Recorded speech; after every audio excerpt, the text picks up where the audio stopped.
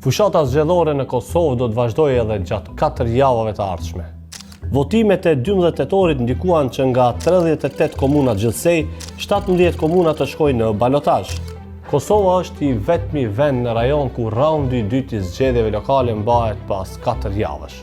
Në vende si Maqedonia e Veriut, Shqipëria, Malizia apo Serbia, balotazhi zhvillohet 2 javë më pas, po pse pas 4 javësh? Kjo lidhet me afatet ligjore të përcaktuara në kodin zgjedhor të Kosovës dhe organizimin logjistik të procesit zgjedhor.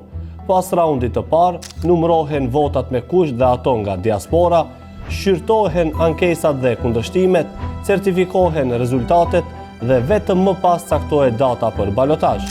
Të gjitha këto sipas afateve ligjore marrin më shumë se 2 javë. Nëse Kosova do të dëshironte të shkurtonte këtë periudhë në 2 javë si vendet fqinje, duhet të bëhet ndryshim në kodin zgjedhor dhe të modernizohen proceset logjistike të KQZ-s. Po ju si mendoni, a duhet ndryshuar afati zgjedhor apo jo?